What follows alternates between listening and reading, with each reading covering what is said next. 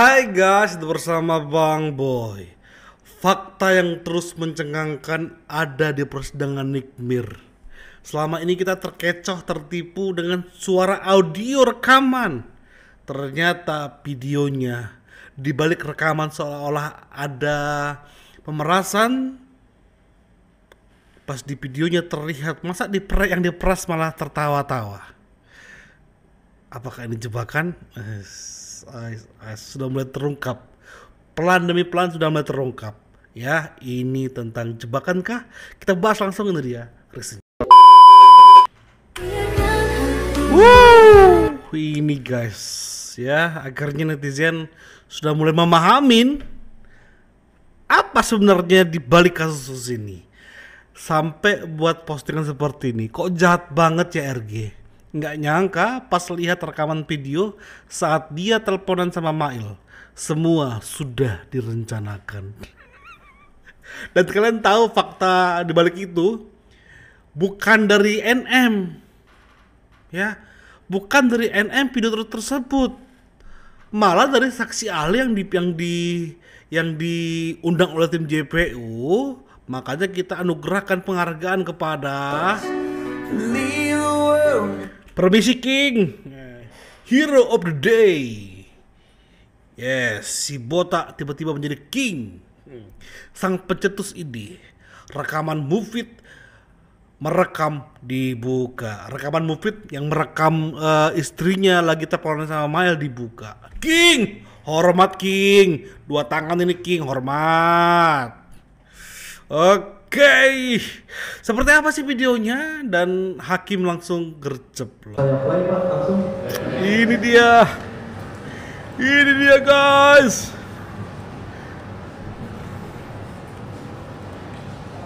Oh my god, dari sini aja sudah ketahuan ada senyuman, ya.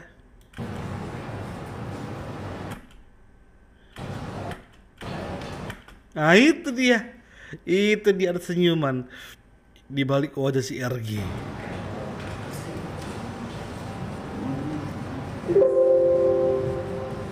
Dan ketika tahu ada rekaman, langsung berubah seolah-olah sedang memainkan peran, wajah kasihan dan sebagainya.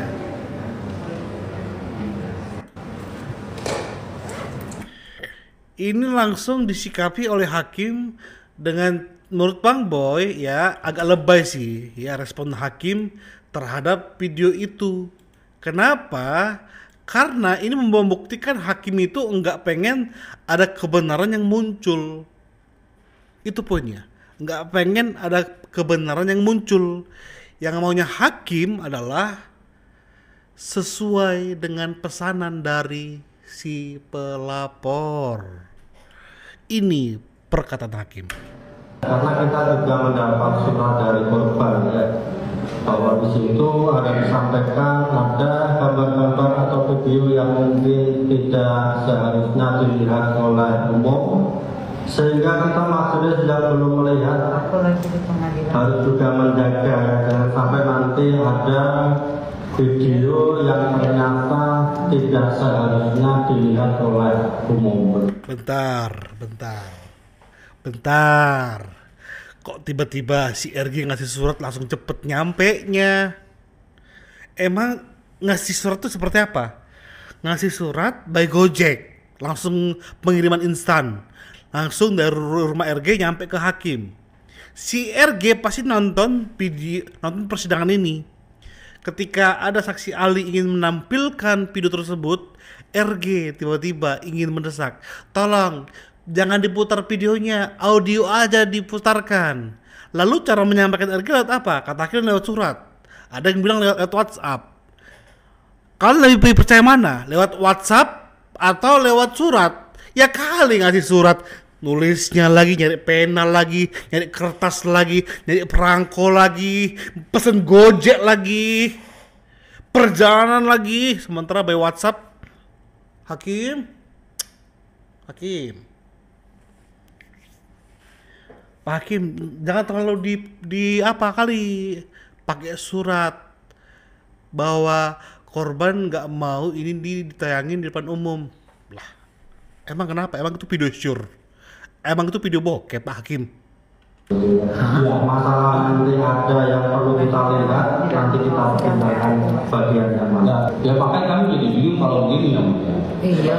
Tadi Keberatan sudah kita dengarkan. ini juga yang mulia, kami juga punya hak. Jangan juga yang mulia selalu menyampaikan apa yang kami sampaikan. Yes. Kalau dicermati apa yang kita sampaikan, dicermati dulu ya. Ya. Kita sudah sampaikan bahwa terhadap hal-hal yang perlu kita lihat, nanti kita lihat. Selama kita tidak perlu itu harus melihat videonya, kita tidak ada. Ya, karena Nanti disampaikan aja. Mana yang perlu dilihat. kalau Ya. yang mulia tadi kami bilang ada surat, kami tidak tahu surat apa tiba-tiba. Nah, silakan ini dibaca. Sini maju menurut Kami jelas juga. satu bom ya. Ya. Percaya kalian, itu surat dari RG. Percaya, nggak dibuat di tempat. Percaya kalian, berarti skorsnya itu adalah skors nunggu surat dari RG atau gimana? Jelaskan ke kami Pak Hakim. Jelaskan ke kami. Jangan biarkan kami menerka-nerka Pak Hakim. Gak boleh Pak Hakim. Nakal Pak Hakim ini ya. Nakal ya. Jadi inilah urutannya, timelinenya ya. Sebelum break jam 1-an, saat ahli ingin memutar video rekaman, tapi saat mau diputar ada kendala teknis. Karena lama, maka hakim meminta untuk break. Selesai break, sidang dilanjutkan. Tiba-tiba pihak JPU keberatan memutar video itu cukup pakai suara saja. Alasan JPU karena dia dapat surat perintah dari RG untuk tidak memutar video itu. Wis, gila. Sebenarnya ya, logikanya ya, nggak ada lagi hubungan antara korban sama JPU. Seharusnya nggak ada, nggak boleh. Karena JPU itu penyelenggaraan negara. JPU itu hanya menampilkan berkas-berkas dari polisi korban ke polisi ke jaksa. Jadi dari antara korban langsung connect ke JPU seharusnya nggak ada. Seharusnya nggak dibolehin itu. Tapi ini RG bos. Senggol dong RG, mana bisa disenggol, wis. Segala ada tembok penghalang antara RG ke hakim, dilabas, tebrak, hancur semua tembok-temboknya. Ini guys, ya jadi by the way rekaman ini tapi versi video gitu loh maksudnya. Ngeri gak? Ya ngeri dong. Disampaikan ke masyarakat. Lalu tiba-tiba ada perintah supaya nggak boleh ada lagi live. Ya, boleh merekam tapi tidak boleh ada live. Oh my god. Lalu kenapa? Ini sidang apa rupanya? Sidang terbuka kan? Kok takut gitu loh? Kecuali ada konten-konten tentang pornografi, pemerkosaan, ya pelecehan di bawah umur, oke lah. Tapi ini kan sudah dinyatakan sidang terbuka. Kenapa harus takut? Kenapa Pak Hakim? Oh my god, kok makin begini sih kualitas hakim dan pengadilan yang ada? Kenapa sih ini? Bahkan sampai ada yang posting seperti ini loh, ya. Hakim yang mulia saja bisa tunduk dan patuh pada perintah RG. Di video kemarin Bang Boy bilang, ini mah Nick Mir versus everybody. Dan video ini, mohon maaf ya, sedikit mengonfirmasi hal yang menurut opini Bang Boy.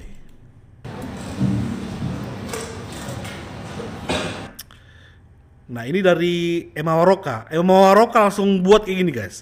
Bukti bahwa si Reza, bukan Reza ya, ini Reza Artamevia ya, memplanning semuanya. Ya guys, simak sampai akhir. Memplanning loh, mendesain. Kalau orang awam bahasanya menjebak. Guys, Nah, tapi ada yang nggak setuju bahwa Nick Mir dijebak. Ini fansnya si RG, oke. yang berhak ngomong dijebak itu adalah orang-orang polos, orang-orang culun, orang-orang yang gak nyablak. Lah ini tiap detik tiap hari nyablak di TikTok lah ngapa? Aib orang dibongkar-bongkar, dipitnah-pitnah, nyablak mulu.